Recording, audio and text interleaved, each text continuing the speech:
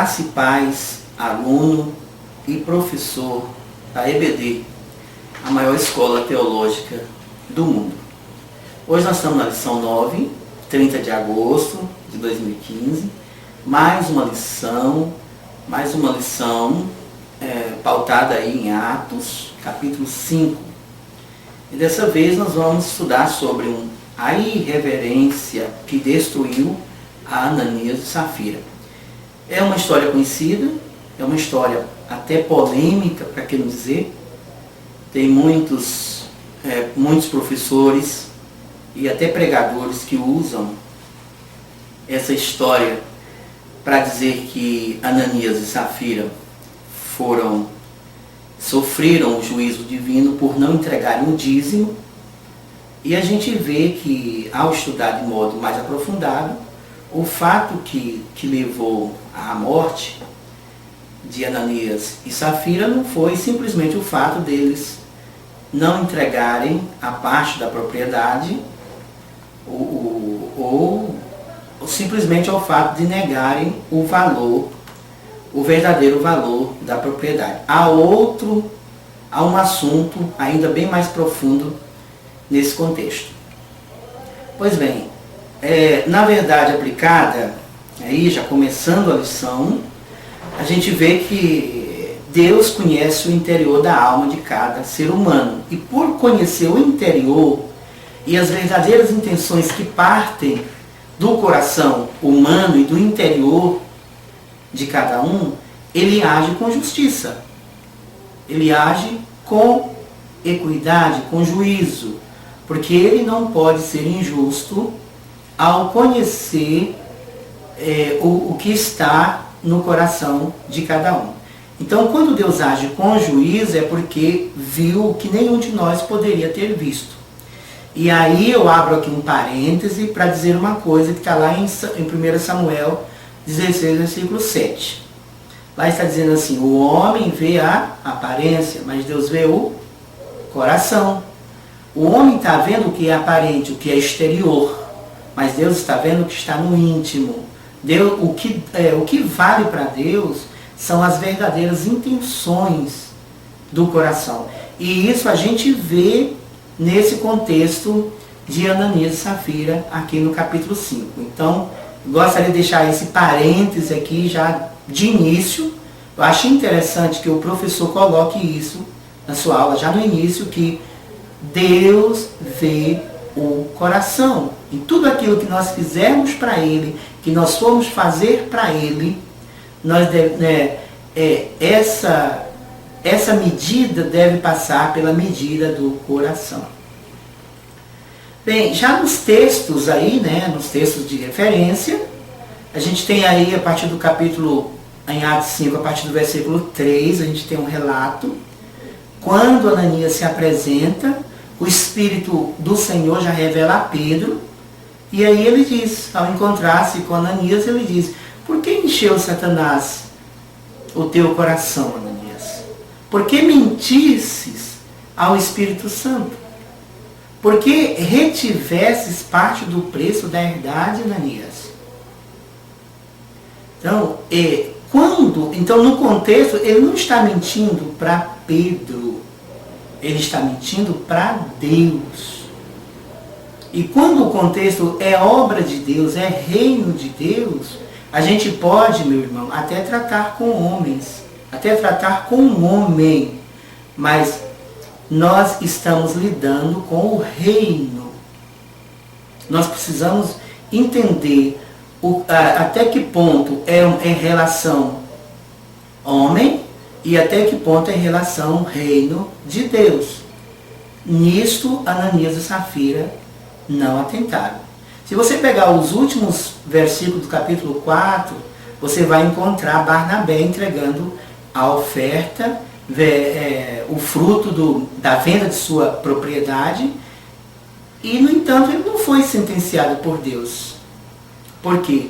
Porque agiu com integridade, porque agiu com sinceridade, porque agiu com voluntariedade. Tem uma referência, um texto, lá no Novo Testamento, no Evangelho de Jesus, que quando alguém pergunta, devemos dar tributo a César? Jesus diz, de quem é essa imagem que está aí atrás? Ah, essa imagem é de César. Ele diz, então dai a César o que é de César e a Deus o que é de Deus. Qual é a diferença? A diferença é que para César você dá por imposição. Quando você entrega o tributo, você entrega por uma imposição. Mas a oferta ou aquilo que você dá para Deus, não. Você entrega por adoração. Você entrega por espontaneidade, por liberalidade. E isso faltou na vida de Ananias e Safira. O que não faltou na vida de Barnabé, que está ali relatado no capítulo 4, no versículo anterior a essa história. Portanto, é importante que o aluno perceba, que o professor enfatize que esse juízo de Deus sobre a vida de Safira e Ananias nos ensina que nós não devemos brincar com o Espírito Santo e nem fazer permuta com ele. Porque o que aconteceu, o que estava acontecendo, se estudar todo o contexto da história você vai perceber, o que houve com Ananias e Safira foi uma tentativa de permutar a Deus. Foi uma tentativa de conquistar, talvez, quem sabe, o privilégio ou a posição que tinha Barnabé em detrimento de uma troca. Em detrimento de uma troca. E aí faltou o quê? Faltou a sinceridade do coração. E aí, quando falta, meu irmão, a sinceridade do coração, aí Deus vê o coração. E eu acho que esse é o ponto mais importante nessa lição, para nós enfatizarmos, é que tudo aquilo que nós formos fazer para Deus ou dar para Deus, nós precisamos dar ou fazer para Deus de modo espontâneo, voluntário, por adoração, não por imposição ou por aparência ou status. Pois bem, o tópico 1 fala que essa graça é interrompida pelo juízo. E ela é interrompida pelo juízo por quê? Porque uma sementinha caiu aqui no coração de Ananias e Safira. E que sementinha foi essa? Foi o intento de tirar proveito. O intento de negociar a graça. O intento de se fazer uma barganha. E essa foi a sementinha que ficou plantada. Então a graça é interrompida pelo juízo por causa desses intentos que partiram dos corações de Ananias e Safira. 1.2 fala sobre a palavra de juízo. E tem uma parte interessante que eu gostaria de frisar aqui, aí está no texto de referência, que diz assim: guardando-a não ficava para ti, e vendida não estava em teu poder? Por que formaste esse desígnio em teu coração? Aí vem parte do juízo. Não mentiste aos homens, Ananias, mas a Deus. Ora, nesse versículo fica claro, está implícito aqui, que não era uma obrigação eles entregarem. Quando ele diz assim, guardando-a não ficava para ti, e vendido não estava em teu poder? Ele estava falando assim, a propriedade, Ananias, era tua. Nós não te pedimos a propriedade. Deus não te pediu. É como aquele versículo que diz lá em Provérbios que é bom que não votes, mas votando é bom que cumpra. Então, o que Ananias e Safira apresenta é uma tentativa de engano, de se dar bem, de negociar aquilo que era produto exclusivo de uma obra voluntária e de fé, e não de interesses particulares. Então a gente encontra no 1.3 a providência divina, né? Em meio a esse contexto, e a gente entende que a igreja é o templo de Deus, onde ele habita. 1 Coríntios 3,16. Por isso ele deseja se mudar para dentro dela. O inimigo deseja tirar a glória da igreja, roubar a glória da igreja, porque ela é o lugar onde Deus habita. E a igreja, ela se apresenta, né, no contexto desta lição, ou de Atos, ela é o exército de Deus. Então Satanás, ele procura de todas as maneiras mudar os intentos dos corações, fazendo com que as pessoas percam o foco, fazendo com que elas até deturpem o sentido das coisas.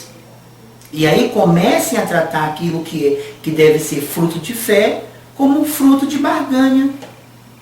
Eu acho que essa lição de hoje, ela enfatiza, ela nos dá a oportunidade de refletir os nossos atos nessa ótica de Ananias e Safira. De que forma a gente está tratando, esse serviço para Deus. De que forma nós estamos contribuindo e quais são as nossas reais motivações para isso. Acho que esse é o ponto importante que nós precisamos enfatizar. O ponto 2 fala sobre uma cultura orgulhosa e materialista, né? A igreja primitiva, em Atos capítulo 2, a partir do versículo 42, ela foi uma igreja que nasceu e procurou viver não se apegando a bens materiais. Não que eles não pudessem, que eles não tinham bens materiais, muito pelo contrário. A igreja primitiva era uma igreja rica. Mas e qual era a diferença? A diferença é que, de acordo com o relato de Atos 2,42, é que tudo era comum entre eles. Eles eram ricos, mas a riqueza de um favorecia o outro. Eles viviam, tudo era, diz lá o relato, que tudo era comum. O que um tinha era do outro. Então foi por isso que foi uma igreja que se fortaleceu. Foi uma igreja que conseguiu vencer muitos desafios do primeiro século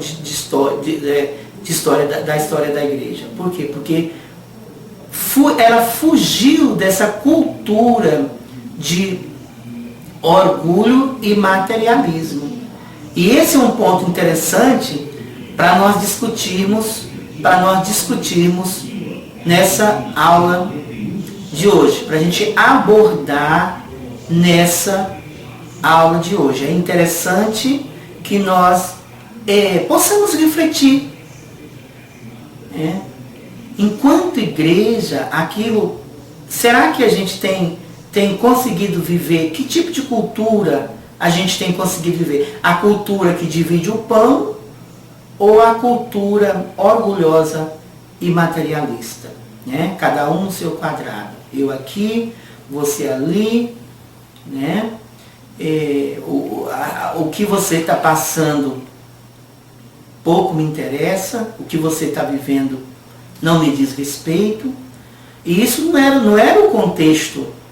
Quando aconteceu, quando se dá o contexto dessa lição de Atos capítulo 5, o contexto da igreja era esse, em que viviam a sinceridade, viviam a verdade, viviam a unidade. E talvez, eu até atrevo-me em dizer que talvez E talvez essa seja uma das razões mais fortes, porque a manifestação e o juízo de Deus e a presença do Espírito Santo era muito mais vivenciada no meio deles. Porque eles não se prendiam a essa cultura orgulhosa e materialista. Porque o ser era mais importante para eles, desse contexto, do que o ter. E esse ponto é interessante. Será que nós, enquanto igrejas, hoje, o que é mais importante para nós? O ser ou o ter? E esse é um ponto interessante. Então, o 2.1 vai falar sobre uma cultura arrogante. Essa cultura do consumismo, essa cultura do ter, do possuir, de quem tem mais, quem tem uma posição maior do que o outro, essa disputa. E aí, no meu ponto de vista, eu acho que o que aconteceu, na verdade, com Ananias e Safira, no início, é que quando eles viram o Barnabé sendo abençoado, entregar sua propriedade nos pés dos apóstolos, ele achou que a coisa era mais ou menos uma competição. Então eles se apressaram em ir lá e entregar, mas por um interesse de competição. E aí eu pergunto, será que no nosso meio hoje não existe uma competição? Quem tem mais, quem dá mais, quem traz mais? E a gente vê que Deus, ele aferiu a atitude de Ananias e Safira. Então isso nos ensina e muito. O 2.2 vai falar sobre pregando sem palavras. A igreja primitiva, a igreja desse contexto de Atos, ela viveu uma vida em que ela, em muitos pontos, em muitos relatos, e precisamente eu volto agora ao repetir de novo Atos capítulo 2, a partir do versículo 42, ela vive a palavra pregada, mas ela vive a palavra através da sua unidade. Inclusive, lá no versículo 52, diz que todos os dias acrescentava o número dos que se salvavam. Por que acrescentava o número dos que eram salvos? Pelo comportamento deles, pela vivência deles. Então era um pregar sem palavras. E é isso que nós estamos precisando hoje na igreja e no mundo. Nós estamos precisando, meus irmãos, de pregar sem palavras. Nós estamos precisando de pregar com os nossos gestos, com as nossas atitudes. Nos despojar dessas coisas. Por quê? Aí eu volto lá para o início. Porque o homem vê a aparência, mas Deus vê o coração. O tópico 3 fala de lições de um juízo inesperado. Eu acho que isso aqui isso é um alerta para nós, enquanto igreja. E ao mesmo tempo que isso é um alerta, é uma advertência, eu até atreveria em dizer que isso é um consolo. Isso é um consolo.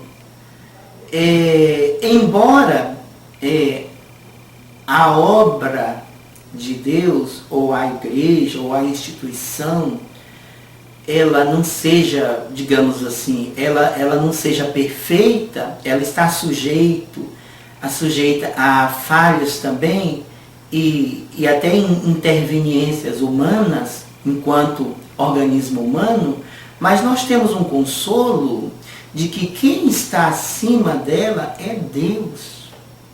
De que quem dirige ela é o Espírito Santo.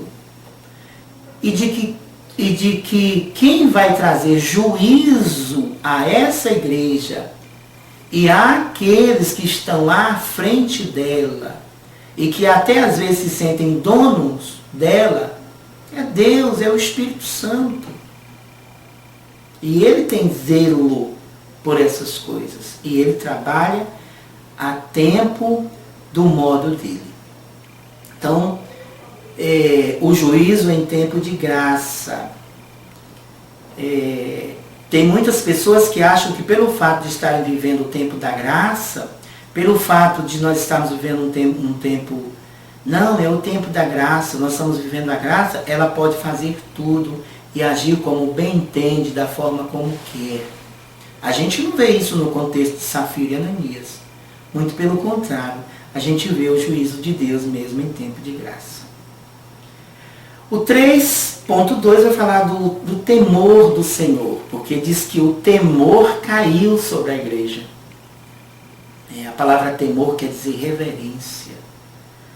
E aí eu diria que como estamos precisando em nossos tempos de temor, estamos precisando de reverência, de respeito às coisas de Deus, de trato àquilo que é divino. Como nós estamos precisando nesse último tempo, nessa última hora, de separar o divino do profano. De separar aquilo que é de Deus daquilo que é de César. Então é preciso repensar esse temor. É preciso repensar essa reverência no contexto igreja. E eu não tenho dúvida que essa lição de hoje, de Ananias e Safira, ela vem para nós, ela cai como uma luva e ela vem como uma advertência de que modo a gente tem tratado a igreja, de que modo a gente tem tratado e a gente tem dirigido as nossas atitudes diante da igreja, quais são as nossas reais intenções. Aquilo que eu faço pode parecer para um que é uma coisa sendo outra, não sei. Porém sei de uma coisa, Deus vê o coração. Eu acho que esse é o ponto mais forte que fica nessa lição, é que Deus vê o coração, é que Deus rejeita a hipocrisia, é que Deus julga essa hipocrisia. E esse temor do Senhor, aqui no ponto 3 dessa lição, é um ponto importante a ser discutido com os alunos, a ser enfatizado pelos professores nessa lição específica. E aí o 3.3 vem a pergunta, Ananias e Safira foram salvos? Eu não gostaria de entrar num contexto teológico da questão ou da pergunta, mas eu poderia usar por base alguma coisa que está em Gálatas 6, versículo 7, que tudo aquilo que o homem plantar, isso também ceifará. No caso de Ananias e Safira, eu entendo que o que aconteceu com eles foi o juízo de Deus em razão daquilo que eles plantaram. E ao meu ver, se foi o juízo de Deus e a sentença divina, ao meu ver, isso não contribuiu para que a alma deles fosse condenada. Muito pelo contrário. A morte, nesse caso, foi uma sentença, um juízo de Deus para um livramento, para uma salvação, e não para uma condenação na esfera eterna. Esse é assim que eu entendo. E até gostaria de dizer que, também sem querer espiritualizar, mas eu gostaria de dizer que esse é um ponto também a ser discutido. A questão de muitas pessoas, às vezes, passarem por certas situações até difíceis. Em alguns casos, ao meu ver, também pode se aplicar a um juízo de Deus, a uma correção de Deus, para que essa pessoa não seja condenada com o mundo, como diz a Bíblia. Então, a gente chega à conclusão desta lição, entendendo que a obra é de Deus, o reino é de Deus, o Espírito Santo está no meio da igreja. É Ele quem dirige esta igreja, quem zela por essa igreja, e nós precisamos cada dia mais pedir a graça e a misericórdia do Senhor e procurar principalmente viver com o coração reto diante de Deus. Pedir que esse coração esteja alinhado à vontade de Deus e que ele seja voluntário. E que a gente procure buscar as verdadeiras convicções da nossa fé para colocá-las diante de Deus. Não as nossas próprias motivações ou viver as nossas próprias malícias. Que Deus abençoe a todos e até a próxima.